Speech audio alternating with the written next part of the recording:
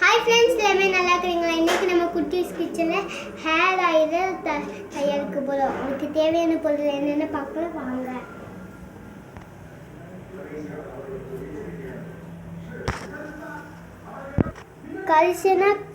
கரிசலாங்கண்ணி இலை. கரிசலாங்கண்ணி இலை இவ்வளோ எடுத்துக்கலாம். செம்பருத்தி இலை இவ்வளோ எடுத்துக்கலாம். செம்பருத்தி பூ கிடைக்கல, செம்பருத்தி பூ இருந்தால் செம்பருத்தி பூவும் போடலாம். கற்றாழை ஒன்று நேற்றே பறித்து வச்சுக்கலாம். இதில் பறித்த உடனே தேய்ச்சோம்னா இதுலேருந்து மஞ்சள் கலரில் ஒரு ஜெல் வரும். அது தேய்ச்சோம்னா முடி கொட்டும். அதனால் முதல் நாளே பறித்து வச்சு கட் பண்ணி வச்சிடணும். இப்போ இதை கட் பண்ணி போட்டுக்கலாம். மருதாங்கண்ணி, கருவேப்பிலை, தேங்காய் எண்ணெய் 1/4 லிட்டர் எடுத்துக்கலாம். அடுப்பு ஆன் பண்ணி வடச்சட்டி வச்சுக்கலாம். ஆயில் ஃபுல்லுமே ஊற்றிக்கலாம். பூரா ஊற்று, கொஞ்சோண்டு மட்டும் நிப்பாட்டு.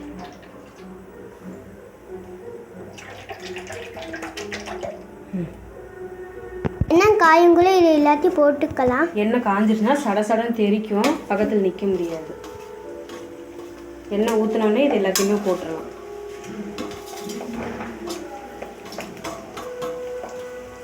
அதுக்கானே உருவி போட்டுக்கலாம்.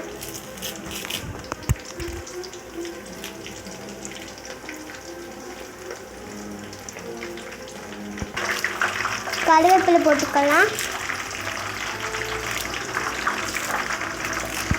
வாசம் சூப்பராக இருக்குமா. கருவேப்பிலையா? கற்றாழையை கட் பண்ணிக்கலாம்.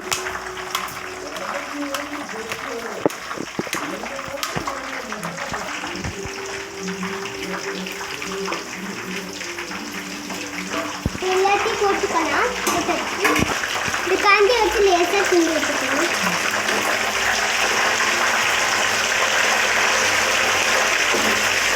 அடுப்பை குறைச்சிக்கலாம். ஸ்லோவாகவே வச்சுக்கலாம். இல்லை வேணாம், அப்படியே வேகட்டும். கிண்ட வேணாம் பாப்பா, அப்படியே வெந்துடும். ஆசையாக இருக்குதா? சூதானம்.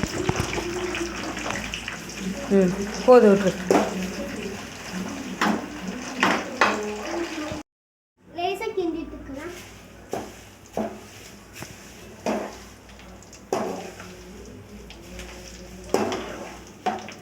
கற்றாழை மட்டும் எடுத்துக்கலாம்.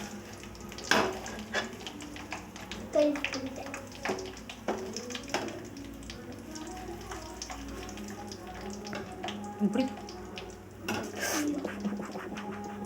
அம்மா எடுக்கிறேங்க.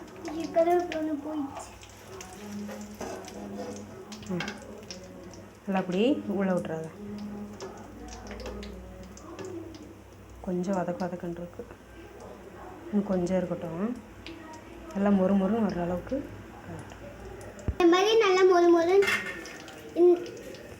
இந்த மாதிரி நல்லா மொறுன்னு காயவும் அடுப்பை ஆஃப் பண்ணிக்கலாம். தேங்காய் எண்ணெயை இது மாதிரி ஒரு துணியில் வச்சு வடிகட்டி எடுத்துக்கலாம். இந்த மாதிரி ஒரு துணி, லேசான துணி எடுத்து புழிஞ்சு ஆயில் அப்புறம் தனியாக எடுத்தோம்.